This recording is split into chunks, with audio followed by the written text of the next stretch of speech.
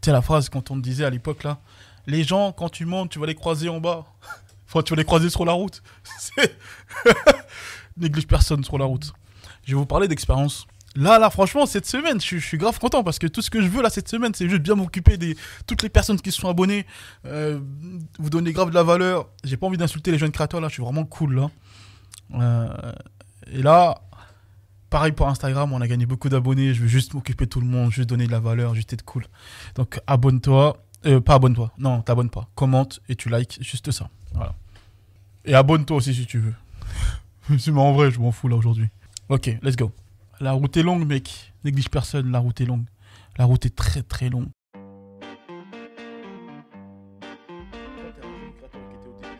Attache par des liens en tissu noué, comme les bandanas.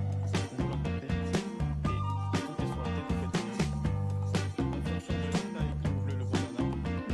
ou derrière la tête. Avec là, on a coup, quand on avait les yeux en graines.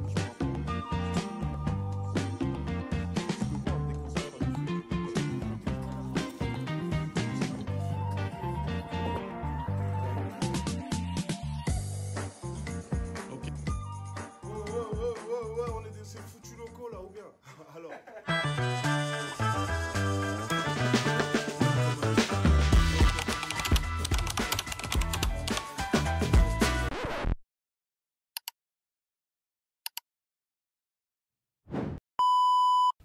Cette phrase-là, elle est trop vraie.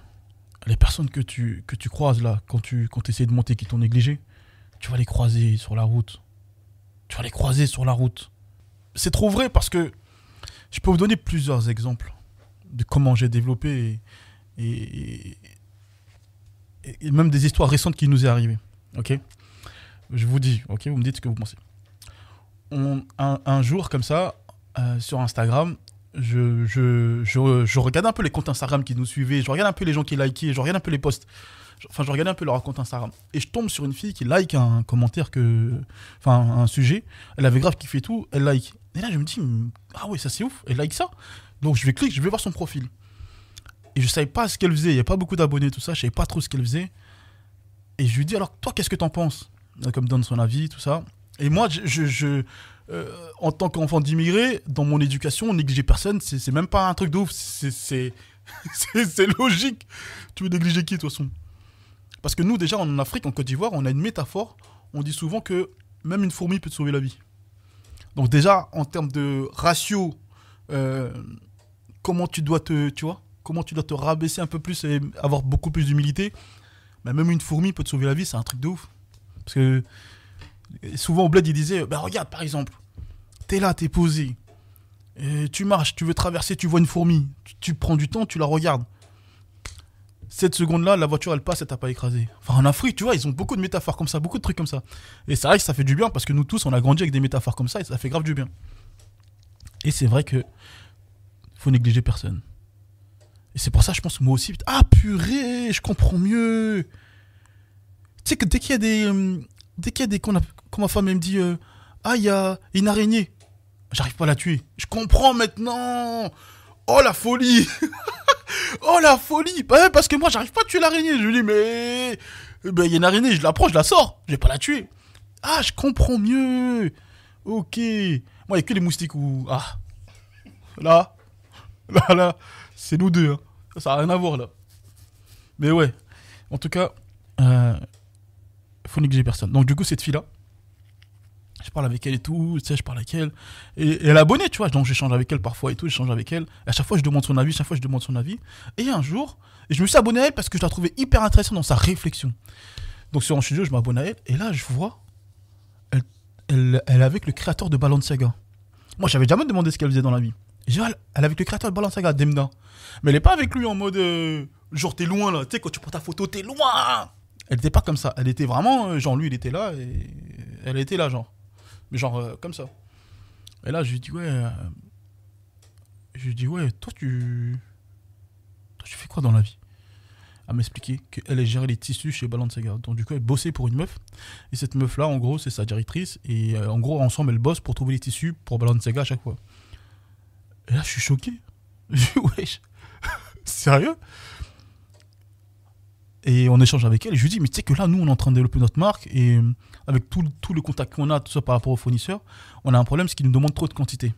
Et elle a dit, bah regarde, là, il y a un forum de tissus. C'est un événement, en gros, un gros événement. Faut que tu ailles absolument là-bas parce que nous, on va grave là-bas et tout pour trouver des tissus, pour nous connecter et tout ça. Elle nous donne le truc et tout. Je suis choqué de ouf. Et là, l'événement, on va y aller. Et je suis choqué de ouf parce que je me dis, purée, la vie, c'est trop. Néglige personne, tu sais pas qui sont les gens, tu sais pas qui est qui la vie, tu sais pas, même t'es posé dans un bar, tu sais pas qui est qui, tu parles avec un mec ou un mec il est bourré, tu veux essayer de le voler, un mec qui, tu sais, tu veux essayer de faire un peu, non, tu sais pas qui est qui, reste, tu vois, reste bon avec tout le monde tout le temps, mais reste vraiment bon avec tout le monde tout le temps, ne change pas par rapport à la personne, et occupe-toi de tout le monde de la même manière, vraiment, mais vraiment, vraiment, vraiment, vraiment. Un autre jour aussi, on est là, on est au bureau, et il y a un mec, en fait, nous on a un truc, c'est que tu sois une célébrité, que tu sois un jeune créateur, c'est même chose en termes de discussion. C'est pas, on va donner plus de valeur à toi parce que c'est une célébrité et le jeune créateur moins. Non, c'est même chose. De toute façon, tous les jeunes créateurs qui sont venus ici, ils peuvent pas dire, ouais, non, eux ils m'ont négligé. On néglige personne. On néglige archi personne. De toute façon, j'ai même pas besoin de me justifier. Vous-même, vous savez, même dans mon franc-parler, que moi, je peux pas négliger quelqu'un. Donc, en vrai, c'est bon. Et quand on parle avec elle et tout, non, pardon, là, c'est un mec qui vient au bureau et tout, et là, on échange avec lui. Et là, il me dit, je dis, mais toi, tu fais quoi dans la vie? Parce que quand il parlait, je voyais qu'il se connaissait vraiment. Je dis, mais toi, tu fais quoi dans la vie? Ah ben, moi, je travaille pour une société. En gros, eux, ils ont acheté des... Ah, t'étais pas là, toi, Jude. Ils ont acheté des licences, et du coup, ils produisent pour plein de marques de luxe et tout ça, là. Et là, dernièrement, il me dit, t'as pas vu, il y avait un shooting photo, un défilé d'enfants avec les enfants de DJ Khaled. Je dis, mais tu sais que carrément, je l'ai vu ça. Je l'ai carrément vu ça. Parce que DJ Khaled, je suis un fan. Et j'aime trop comment il communique et tout. Il me dit, mais j'ai vu ça carrément. Il me dit, bah en fait, ça, c'est la marque pour qui je travaille. Et moi, en fait, je dois gérer, genre les enfants de toutes les célébrités qui doivent venir faire le défilé. Je dis, mais c'est incroyable ta vie. Il me dit, ouais, et en fait, en gros, moi, j'ai rencontré le boss et un jour comme ça dans un taf et je savais pas ce qu'il faisait. Je me suis connecté avec lui et puis il m'a mis dans son truc et j'ai commencé à évoluer. J'ai évolué et en fait maintenant c'est moi qui gère toutes les célébrités de trucs. Et il me dit, tu sais que là on est au deuxième, troisième défilé. Là il y a LeBron James qui a tellement kiffé. Allez, là je vous parle d'une époque. Hein. Il dit LeBron James il avait tellement kiffé qu'il voulait absolument que sa fille elle défile et tout ça et donc du coup il a poussé pour que ses enfants défilent et du coup on a affrété un avion pour ses enfants. Boum boum, ils sont venus, ils ont défilé. Et je dis, c'est toi qui gère ça? Il dit, ouais, c'est moi qui gère tout ça. Bon, c'est incroyable. Moi, j'adore les histoires comme ça. C'est incroyable. Mais le mec, c'est juste parce que j'ai parlé avec lui, je l'ai pas négligé. Si c'était une célébrité que je l'ai négligé, non. Si c'était, s'il était venu que je l'avais négligé, j'aurais pas pu avoir cette histoire incroyable.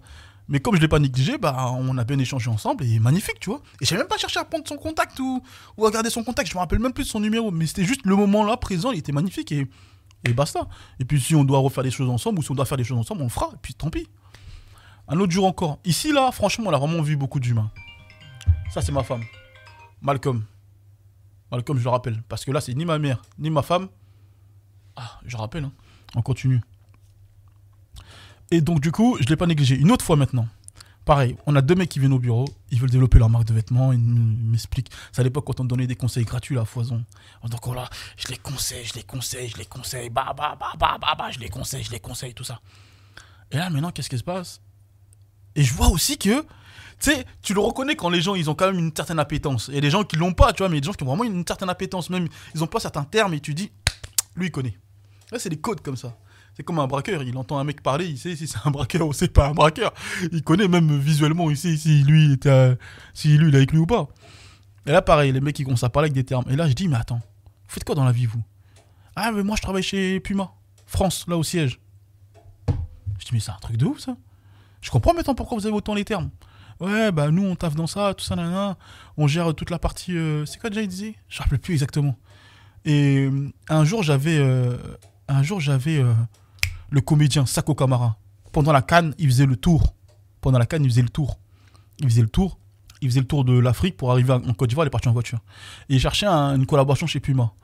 Et moi, je me rappelais de ces mecs-là. Et je me rappelle, j'avais tapé Puma dans le WhatsApp du bureau. Et j'avais tapé Puma et j'étais tombé sur eux. Et parce que je crois leur nom, c'était Puma.